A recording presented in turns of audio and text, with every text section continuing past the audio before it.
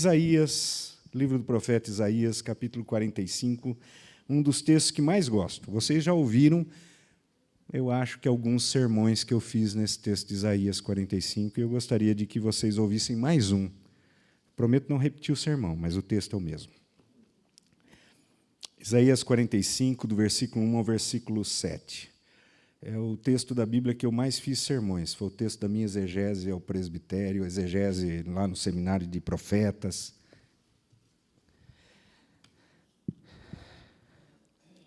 Vou ler nessa Bíblia que eu tenho lido nas minhas devocionais e tenho usado nas pregações. Gostei muito, nova versão transformadora. Diz assim: é isto que diz o Senhor a Ciro, seu ungido, cuja mão direita ele fortalecerá. Diante dele, reis poderosos ficarão paralisados de medo. Os portões de suas fortalezas se abrirão e nunca mais se fecharão. Assim diz ele: irei à sua frente, Ciro, e tornarei planos os montes. Quebrarei os portões de bronze e destruirei as trancas de ferro. Eu lhe darei tesouros escondidos na escuridão, sim, riquezas secretas. Farei isso para que saiba que eu sou o Senhor, o Deus de Israel, que chama você pelo nome. Foi por causa de Jacó, meu servo, Israel, meu escolhido, que o chamei para realizar essa tarefa. Por isso o chamei pelo nome quando você não me conhecia. Eu sou o Senhor, não há outro Deus.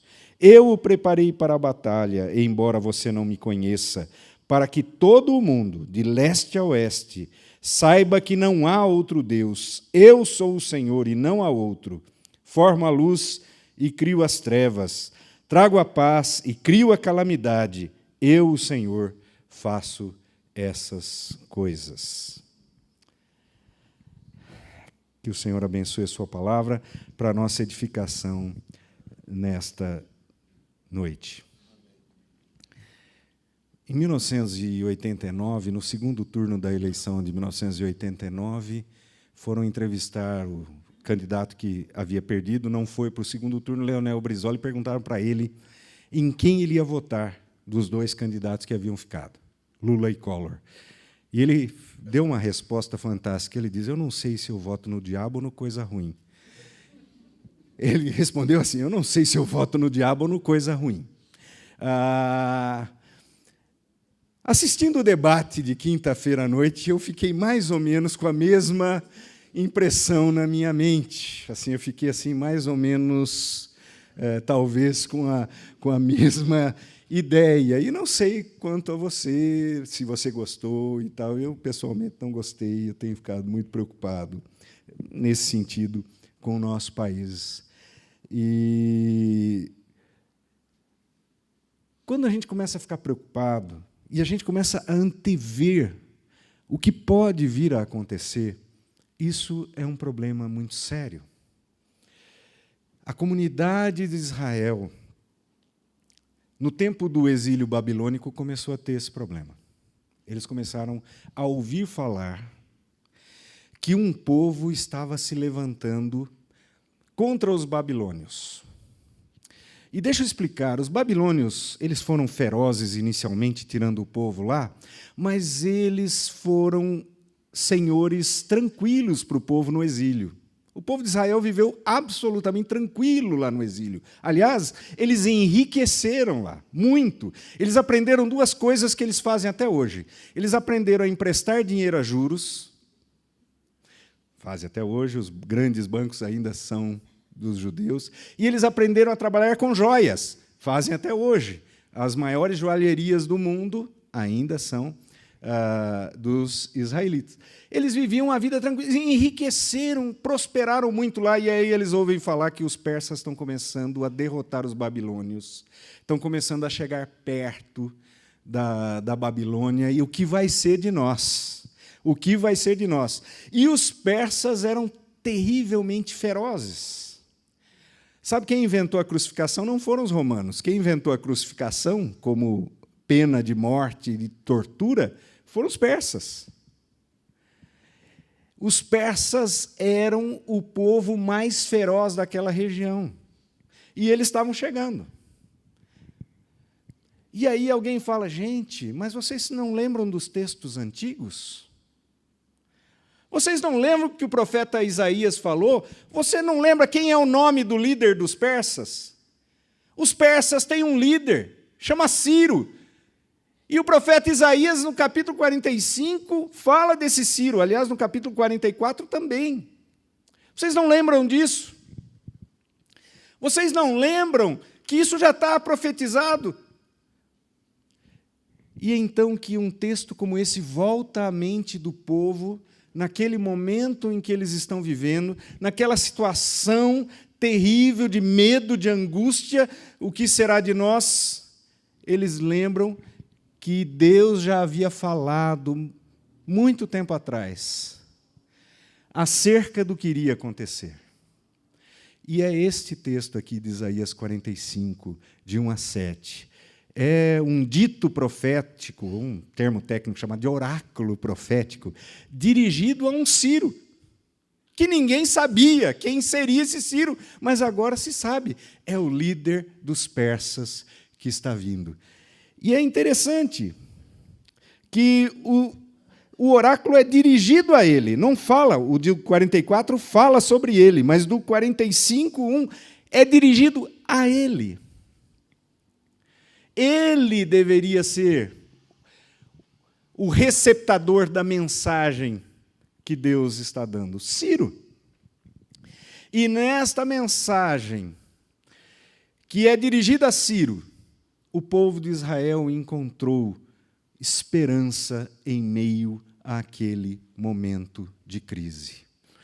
E nós hoje, como igreja do Senhor Jesus, neste Brasil que a gente falou aí, de ficar olhando e ver, será que vai ganhar o diabo, ou coisa ruim, ou o demo, ou quem, né? Daquele bolo todo lá, quem é que vai ganhar e tal. Nessa situação que vivemos, como igreja de Jesus, a igreja de Itatiba, nós devemos também encontrar essa esperança. E sabe qual é a marca dessa esperança? É que esse oráculo faz uma afirmação clara. Só há um Deus, e esse único Deus é o Senhor. E esse único Deus que é o Senhor governa todas as coisas e faz todas as coisas. Esse Deus que é o Senhor faz tudo, até a calamidade, até o mal, como está nas versões antigas, a calamidade, a paz, tudo vem das mãos dele. Ele tem o domínio de todas as coisas. Não é o presidente ou a presidente que ganhar que terá o domínio. Quem tem o domínio de todas as coisas é o Senhor. Nisso cremos. É isso que nos dá esperança. A nossa esperança não reside em políticos, a nossa esperança não reside em ideologias, a nossa esperança reside no único Deus, o Deus que faz todas as coisas. E nós, como receptadores dessa mensagem, precisamos entendê-la. E é muito interessante que esse texto traz as motivações, o para quê Deus faz, motivado a quê Deus faz todas as coisas. E tem uma mesma palavra no original que é traduzida de formas diferentes no texto. Infelizmente, não tem nenhuma tradução que traduza igual a palavra que aparece 3 vezes no texto, que indica essa motivação. Para quê? Para que o Deus soberano está fazendo tudo o que acontece? Para que o Deus soberano está fazendo aquilo que você não entende, como o povo de Israel lá não entendia o que está acontecendo? Para quê? Qual o motivo? Visando o quê? Deus está fazendo o que faz na história. E o texto diz que Deus faz o que faz na história para que Ciro, no caso nosso, os governantes, os poderosos desse mundo, saibam que só há um Deus, e esse Deus é Ele. Queridos, se existe uma coisa que é viciante, chama-se poder. O poder vicia.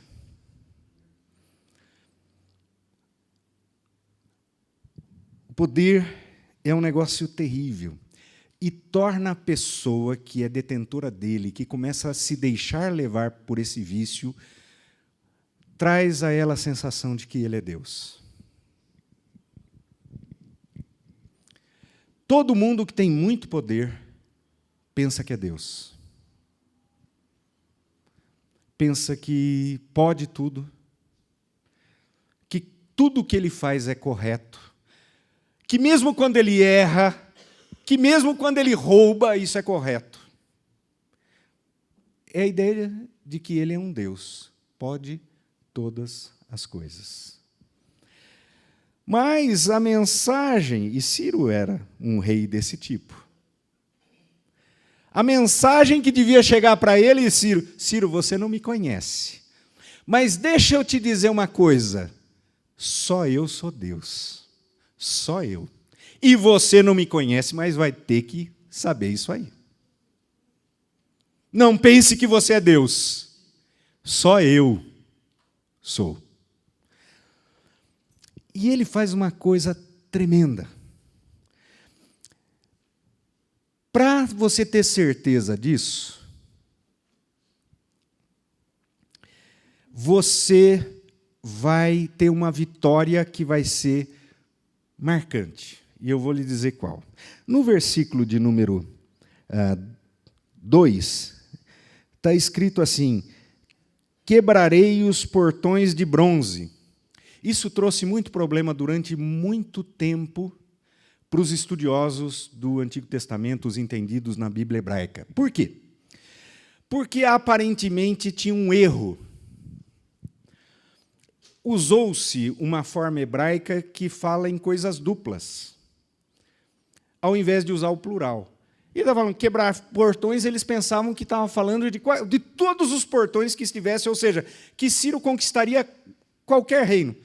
E falavam, houve um erro, e tem um negócio chamado crítica textual, tentavam consertar esse negócio, porque estava errado. Onde já se viu dual ali, não faz sentido, é plural, tinha que ser plural, blá, blá, blá. O dual fala de coisas duplas, é um artifício que não tem em português, tem na língua hebraica, fala de coisas duplas. Quando o hebreu vai falar das duas mãos de um homem, ele usa o dual. Dos dois olhos de uma pessoa, ele usa o dual. Coisas duplas. Quando ele vai falar de um casal, ele usa o dual. Casal de animais, macho e fêmea, ele usa o dual. É assim. Até que a arqueologia descobriu. Os portões da Babilônia eram de bronze e eram portões duplos. Deus está dizendo assim, Ciro, aqueles portões de bronze da Babilônia que diz que ninguém, da cidade de Babilônia, que ninguém entra, você vai entrar. E você vai saber que eu sou Deus. Eu estou te avisando antes, aqueles portões vão cair e você vai saber que eu sou Deus. Eu acho que isso não chegou a Ciro. Ciro não entendeu esse negócio. Ele não entendeu que o que ele tinha conseguido tinha sido da parte de Deus. Abra comigo aqui a sua Bíblia, por favor, no livro de Esdras.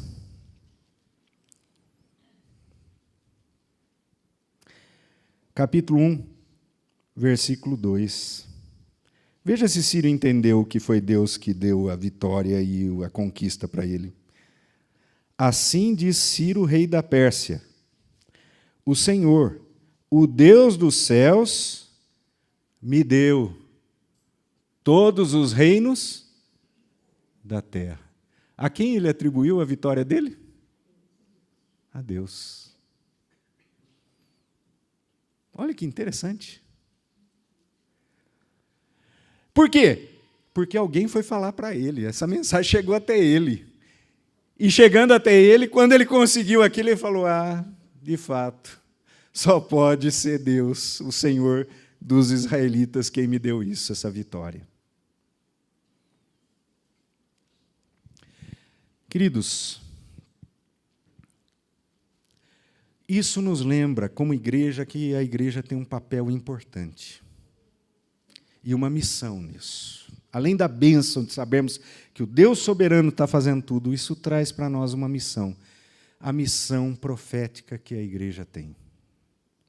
A missão de lembrar sempre aos poderosos deste mundo que eles não são deuses e que há um Deus, este sim, único e soberano, ao qual eles têm que se curvar, ainda que não se convertam, mas que eles têm que temer, tem. A igreja tem que ter esse papel. Sempre. A igreja sempre tem que se relacionar com as pessoas que detêm o poder. Não para buscar os seus favores.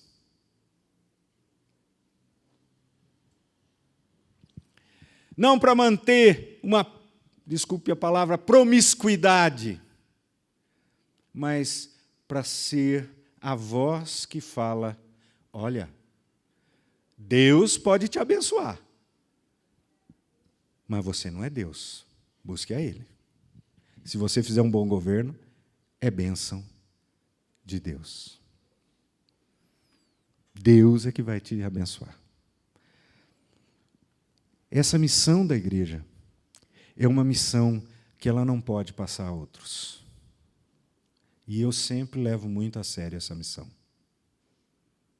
Desde o meu primeiro pastorado. E vocês sabem como eu me comportei aqui dessa forma também. Os que aqui estavam sabem. Essa igreja, sob meu pastorado, nunca pediu um favor sequer ao poder público. Aliás, ajudamos o poder público em algumas coisas naquela época. Mas sempre tínhamos uma palavra de Deus e eu, graças ao bom Deus, eu tinha acesso ao gabinete do prefeito da época. E entrava lá e lia a Bíblia e orava. E trazia uma palavra de Deus. E agimos em questões sociais aqui. A igreja precisa ter esse papel.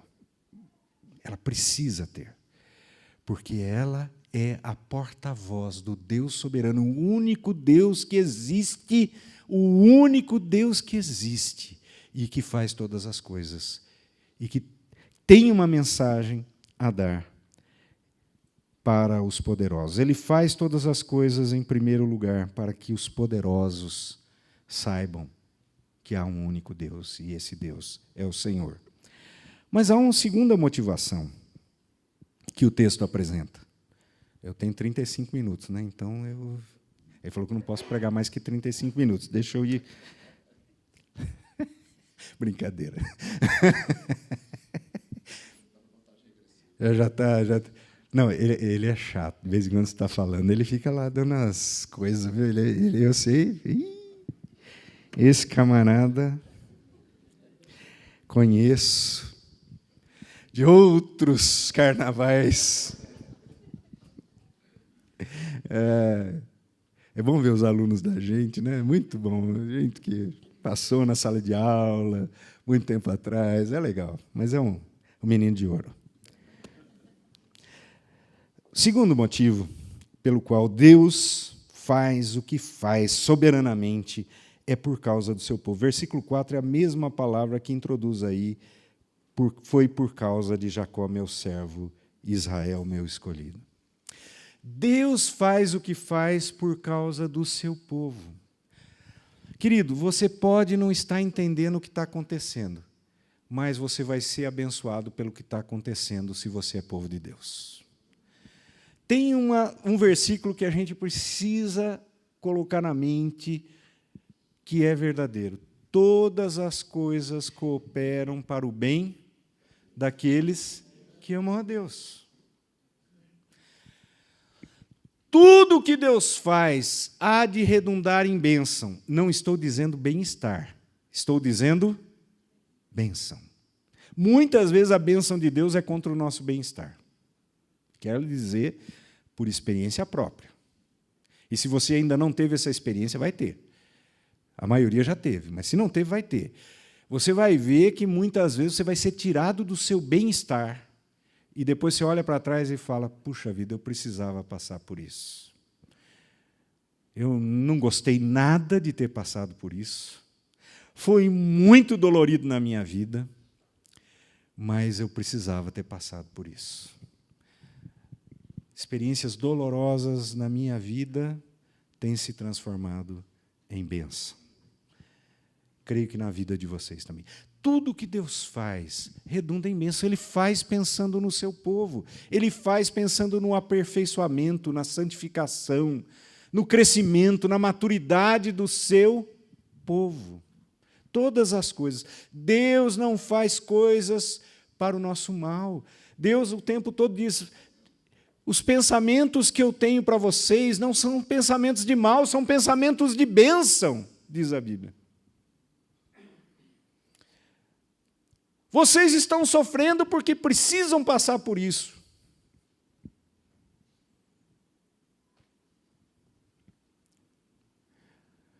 Nos últimos anos tenho sido muito desconstruído. Eu estava me tornando muito arrogante. Uma pessoa arrogante. Deus me desconstruiu legal, mas bastante. E tem sido uma grande bênção na minha vida isso. Tem sido uma grande bênção. E tudo que vai acontecendo, aquilo que você olha e fala, mas que desgraça é isso na minha vida? Depois de um tempo você olha para trás e fala, não é desgraça. Foi bênção. Foi Deus me direcionando. Você começa a ver e perceber coisas que você não percebia. Sinais da presença de Deus que você não conseguia perceber antes de passar por esse momento. Direcionamentos que Deus estava lhe dando que você não conseguia olhar porque você estava muito em si mesmo, ensimesmado, como se diria. Deus faz todas as coisas pensando no seu povo. Deus, se as coisas acontecerem diferente do que você pensa, diferente do que você imagina, diferente do que você gostaria, diferente do que você sonha, acalme-se. Não se desespere. Tenha esperança. Deus está trabalhando em sua vida. Tem a mãe da esposa de um dos presbíteros da nossa igreja, é nossa irmã lá do norte de Minas, cidade de Almenara. Ou viagenzinha, fui fazer o casamento deles lá em Almenara, 24 horas dentro de uma van, de Descalvado a Almenara. Chegamos no dia, fiz a celebração do casamento e voltamos, naquela madrugada mesmo, 24 horas de volta. Olha, tortura chinesa, não aconselho para ninguém. O cara que alugou a van, hoje ainda encontrei com ele no supermercado, eu falei, feliz Dia dos Pais, Ebinho, um irmão nosso da Assembleia de Deus, Eber, né? Ebinho, feliz Dia dos Pais, Deus te abençoe, tem um presente de Dia dos Pais para você, uma viagem para Almenara. Pelo amor de Deus, nunca mais. Mas essa senhora lá de Almenara, nossa irmã em Cristo, ela diz uma coisa, olha, se as coisas estão ruins, é porque elas não acabaram ainda. Deus não acabou a obra, porque quando Deus acabar, vai tudo ficar bem. É como aqui, para mudar as coisas, tem que derrubar a parede, tem que ter... Não tem jeito. Deus, nós somos pessoas em obras. Deus está trabalhando com tudo para mudar a gente. E isso dói. A gente olha e diz, mas está feio. Não, mas eu queria lá, agora o banheiro não está dando para usar, porque está não sei o quê. Agora eu vou lá, não tá, a cozinha não está direita ainda, não sei o quê. Deus está trabalhando, e quando Deus trabalha, vai ficar bom. Se ainda não está bom, é porque não acabou. Ele está trabalhando ainda na sua vida. Deus faz as coisas para a nossa bênção. E friso de novo, não para o nosso bem-estar, para a nossa bênção, para sermos abençoados, para nos santificarmos, para crescermos em maturidade espiritual, para crescermos em esperança, em fé, para nos tornarmos mais fortes. É para isso que Deus está trabalhando em nossas vidas, do jeito que Ele trabalha. Ele faz tudo para nós. Isso também nos lembra de uma missão importante da Igreja de Jesus. A Igreja de Jesus, eu gostei daquele negócio que vocês têm lá, grupo de apoio, né? Nós precisamos nos lembrar de apoiar para dar esperança àqueles que estão sofrendo, para que eles consigam enxergar que o sofrimento, a depressão, o estresse, o burnout, seja lá o que for pelo qual eles estão passando, os filhos de Deus estão passando.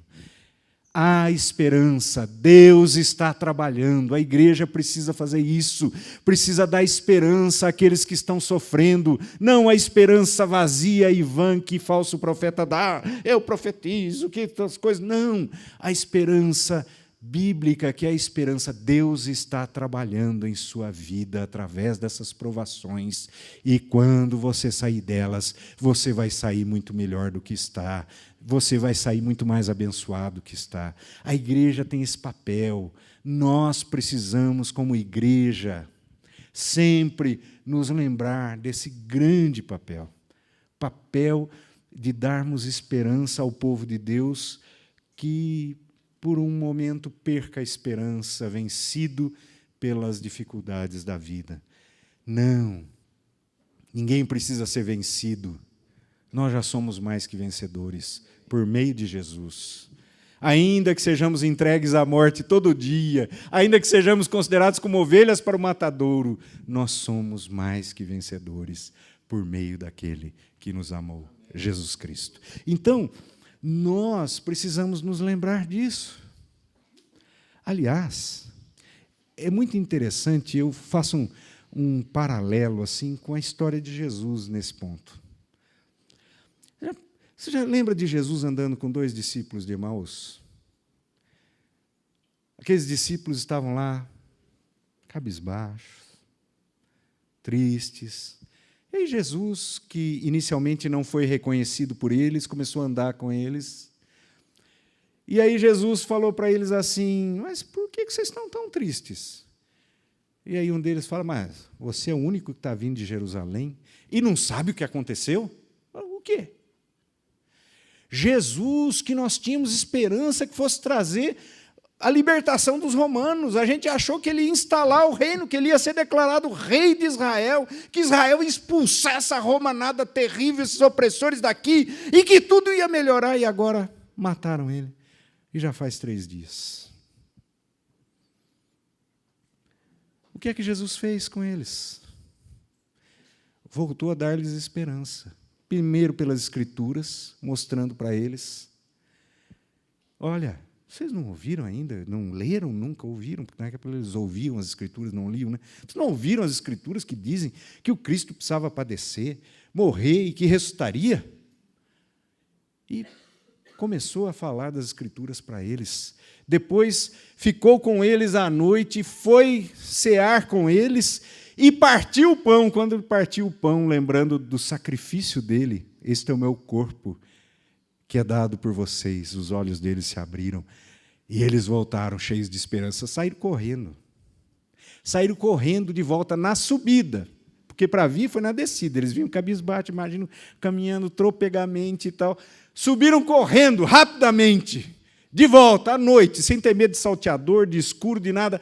Subida, morro acima. E aqui vocês sabem que é morro acima, né? Olha, só tem uma cidade pior que as conheci agora, Lavras. Meu Deus, fui visitar uns amigos agora em julho. Tem umas descidas e subidas piores que de Itatiba. Olha, eu chegava esbaforido. Mas, tá bom. Então, eles voltaram correndo. Jesus ressuscitou, Jesus ressuscitou. Queridos, o único problema, a única dificuldade que não há como vencer é a morte. Jesus já venceu. Pode haver algum problema que seja definitivo para nós, se o único que é definitivo, Jesus já venceu, que é a morte? Nós precisamos ter esperança. As coisas que ora nos entristecem, que ora fazem pesar o nosso coração, essas coisas são temporárias, todas elas. As tribulações que vivemos, todas elas são temporárias. Só há uma coisa eterna, a vida prometida para todos os que creem em Jesus. Então, precisamos viver nessa esperança e dar esperança ao povo de Deus, porque Deus faz as coisas pensando no seu povo. Mas, em terceiro lugar, Deus faz essas coisas para que o seu nome seja conhecido. Para que se conheça de leste a oeste, em todo lugar, que Ele é o único Deus e que não há outro. Queridos, nós temos aqui esse mundo e Deus nos mandou sair por ele todo para anunciar que só Ele é Deus e só Ele pode salvar através de Jesus Cristo, seu Filho. Desde o Antigo Testamento Ele está dizendo isso. Só Ele é Deus. E isso tem que ser espalhado para todo mundo. Deus faz as coisas para que o nome dele seja conhecido em todo mundo. Para que pessoas aqui de Itatiba, de Descalvado, de todo o estado de São Paulo, de todo o Brasil, de toda a América do Sul, de todas as Américas, de todo o mundo, conheçam a Ele. O nome dele precisa ser divulgado para todo mundo. Que coisa abençoada vocês estarem falando de missões domingo de manhã, missionários aí vindo, falando. Que bênção! Você ouviu o que alguém no Chile fala de Jesus lá, evangeliza lá? Que alguém entre os índios e ribeirinhos faz? Que alguém, como Tiago Gomides, pensando na Ásia lá, faz? Tiago Gomides foi meu aluno também. É bênção de Deus. É bênção de Deus. Por quê? Porque é nossa a tarefa de fazer o nome de Deus conhecido. E essa é a missão que vem disso. Nós, como Igreja de Jesus, temos a missão de não nos contentarmos só com Itatiba. Nós, como Igreja de Jesus, não podemos ficar olhando só o nosso umbigo.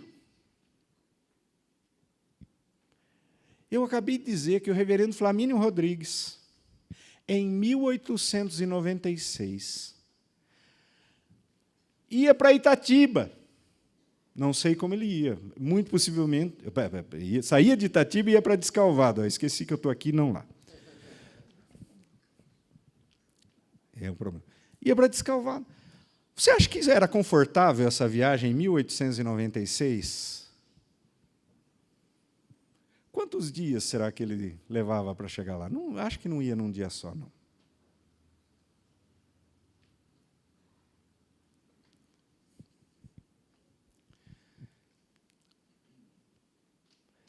Sabe, queridos, a igreja tem essa missão. Ele não se contentava em ficar aqui. Ele não se contentava em vir aqui pregar. Morava aqui, ficava aqui, vou pregar aqui. Não. Tinha que sair onde ainda não tinha igreja para anunciar Jesus, onde ainda Jesus não era conhecido.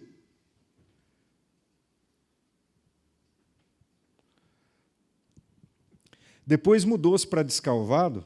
Descalvado era cidade grande, viu? Você pode não acreditar, mas já foi. Já foi. Descalvado, em 1900, tinha 50 mil habitantes. Era maior que Porto Alegre, maior que Curitiba. Era uma das 10 maiores cidades do Brasil na época. Em 1900, tinha 50 mil habitantes. Já foi grande.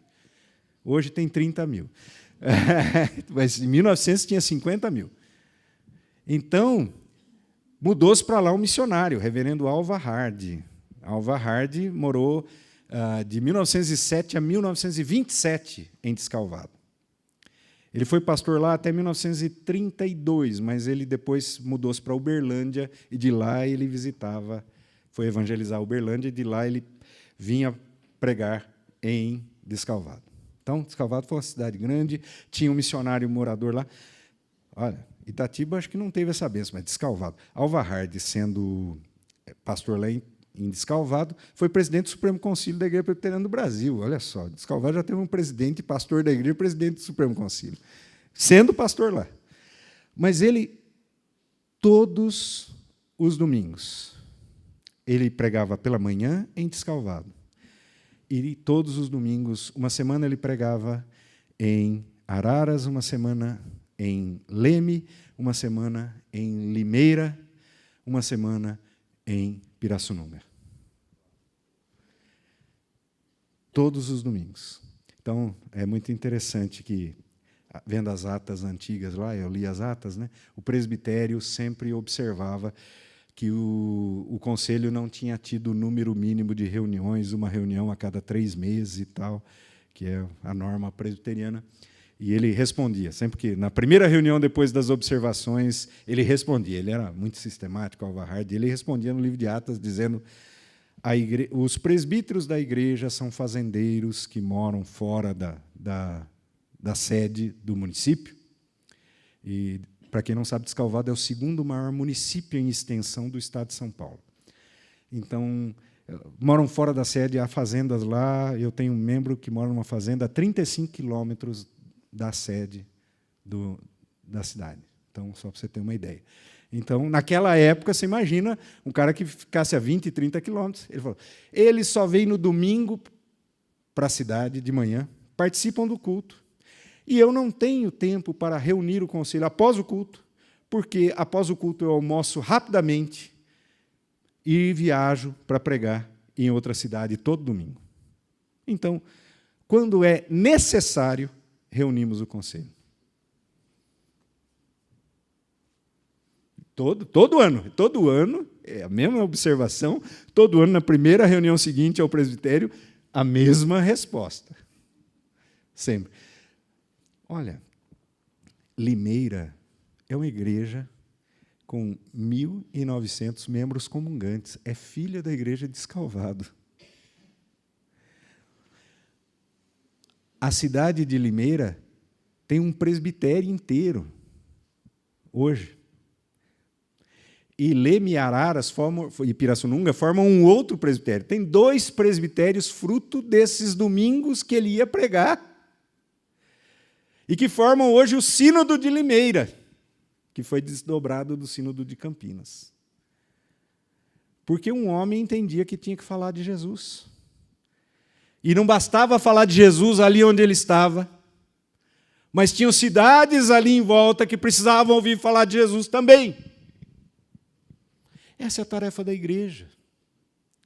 A igreja tem que ir para todos os lugares para pregar o Evangelho de Jesus. É para isso que a gente foi. Deixa eu contar uma história que eu sei que tem gente aqui que vai gostar de ouvir. Depois da crise do café Descalvado, a cidade entrou em colapso e a igreja também. E ela, tal qual a igreja de Itatiba, foi dissolvida e teve que ser reorganizada na década de 80 também. E o trabalho não tinha lá mais. E aí mudou-se para lá uma família. Seu Plínio de Oliveira Camargo, Dona Beatriz, se mudaram para lá. E seu Plínio de Oliveira Camargo, de uma família tradicionalíssima presbiteriana, uma família que é descendente dos Gouveia. Herculano Gouveia foi pastor e morou aqui em Itatiba. Herculano Gouveia Júnior, que fala da nossa pregação, que é Herculaninho, nasceu em Itatiba. E seu Plínio é descendente de Herculano Gouveia, a família Oliveira Camargo é descendente. E ele se mudou, não tinha igreja presbiteriana lá. Depois de um tempo, ele ficou muito desanimado com isso. E o pai dele, presbítero em Rio Claro, foi lá visitá-lo. E ele falou: pai, eu vou voltar, vou sair, acho que eu vou para Rio Claro, porque em Pederneiras não estava mais dando certo, mudei para cá, aqui os negócios vão bem, mas não tem igreja. E os meus meninos, tal. E o pai dele respondeu para ele: Plínio, você acha que é por quê que Deus mandou você mudar para cá?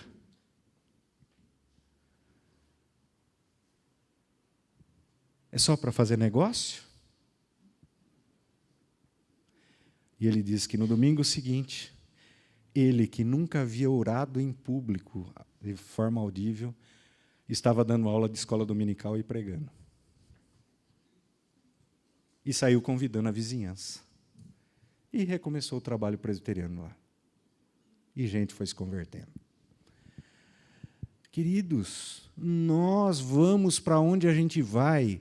Não é só para trabalhar, fazer negócio. Nós vamos para onde a gente vai, porque Deus quer que o seu nome seja conhecido onde a gente vai. Essa é a questão. O que disse Jesus? Mas vós recebereis o Espírito Santo e sereis minhas testemunhas, tanto em Jerusalém, como em toda a Judeia, Samaria e até os confins da terra. Onde a gente vai, a gente é o quê? Testemunha. E testemunha fala de Jesus. Essa é a tarefa da igreja, essa é a missão que temos diante desse propósito de Deus em fazer todas as coisas. É sair divulgando o nome do Senhor por onde a gente vai, para que o nome dele seja conhecido de leste a oeste, de norte a sul, em todos os lugares. Queridos, a igreja de Itatiba é uma bênção na minha vida. Deve ser uma bênção na vida de vocês, eu creio que é. Mas ela pode ser bênção na vida de muito mais gente. Aqui na cidade, fora dessa cidade. Vamos olhar para frente. Vamos olhar. Vamos ver para onde Deus vai nos levar. O Rodrigo estava me dizendo, do lado do nosso recanto dos pássaros, eu comecei o trabalho lá. Lembra que a gente ia lá no Edis, também no... fugiu o nome agora, hein? Otávio, no Otávio. Íamos lá, fazíamos culto, despretensiosamente, muito despretensiosamente. E ele disse que tem 60 pessoas se reunindo lá. Onde a igreja fincar os pés e falar de Jesus, pode ter problema, e nós tivemos já no começo problemas lá. Pode ter dificuldades, mas Deus abençoa onde quer que o nome dele seja divulgado. Deus abençoa e dá frutos. Assim como foi lá, pode ser. Tem Morungaba. Não sei se tem trabalho aí. Não tinha, pelo menos no meu tempo não tinha. Não tem. Então, nosso irmão está aqui todo domingo, desde a minha época. Tem Morungaba. Tem outras cidades. Temos que espichar nossos olhos. Temos que espichar os nossos olhos. Porque sabe que a gente começa aqui em Jerusalém, mas a gente não pode parar aqui. A nossa Jerusalém, dessa igreja, qual é? Itatiba. Mas ela pode parar aqui? Não, ela tem que espichar os olhos até os confins da terra. Que bom que vocês ajudam o missionário, estão chegando nos confins da terra. Quem sabe aqui a Judéia e Samaria de vocês, algumas cidades vizinhas, está aqui. Deus pode usar essa igreja para expandir o evangelho para lá. Espero que use. Era o meu sonho quando era pastor aqui. Não pudemos realizar. Quem sabe Rodrigo, você terá a bênção de realizar esse sonho com a igreja de Itatiba. Queridos, o nome de Jesus tem que ser divulgado, falado em todos os lugares. Tem muita gente que não conhece Jesus. Tem um diácono da nossa igreja que era pastor da Igreja Universal. E foi um domingo na nossa igreja.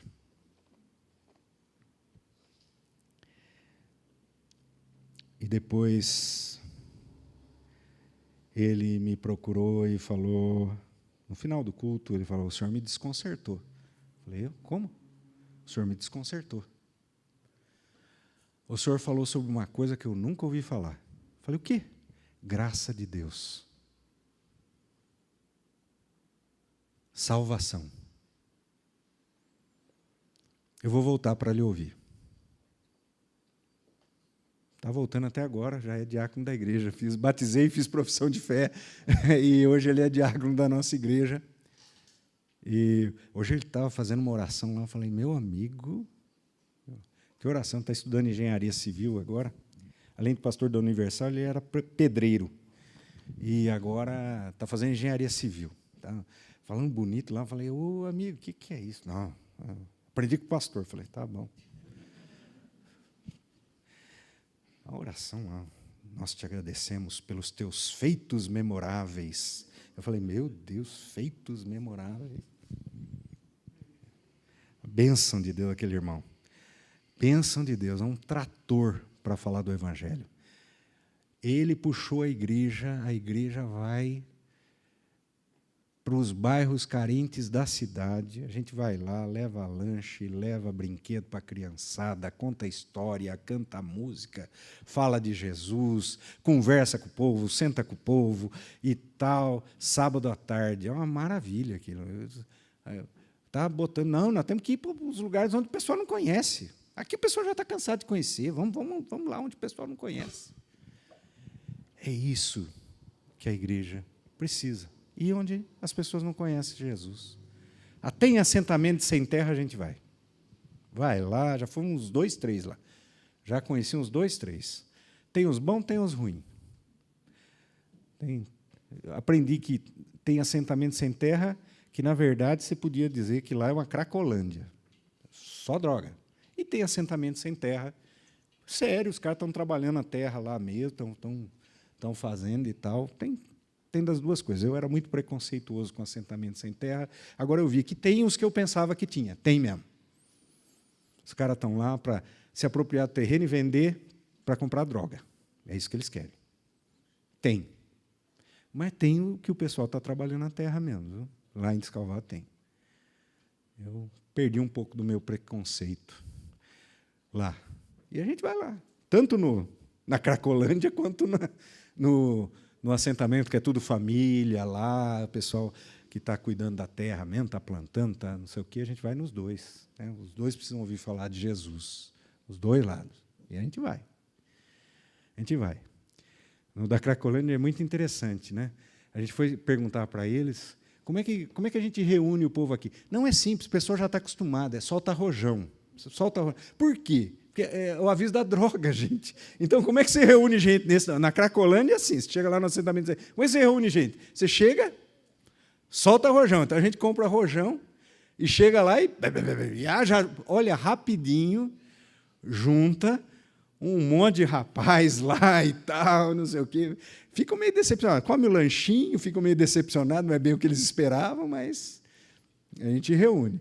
E quando vai lá, é família, você vê a família chegando, pai, mãe, criançada, é mais interessante e tal. Mas tem que falar em todo lugar. É o sinal que eu tenho que acabar. Né? Já acabou meu momento. Já tá. Gente, só resumindo para terminar. Deus é soberano. Tem esperança. Ele é o único Deus e Ele que faz todas as coisas. Mas Ele tem motivações, Ele tem paraquês. Ele faz para que os poderosos saibam. A igreja tem uma missão profética em relação aos poderosos. Ele faz em favor do seu povo, para construir o seu povo, ainda que em meio às dores e aflições, Ele faz para o bem do seu povo. E a igreja tem uma missão de consolar e dar esperança àqueles que estão passando pelo processo de transformação de Deus. E Ele o faz para que o nome dEle seja conhecido. E a igreja tem uma missão missionária, vamos assim dizer, uma missão de ser testemunha para todos os cantos. Que Deus abençoe a igreja de Itatiba, que ela cumpra essa missão em nome de Jesus. Amém.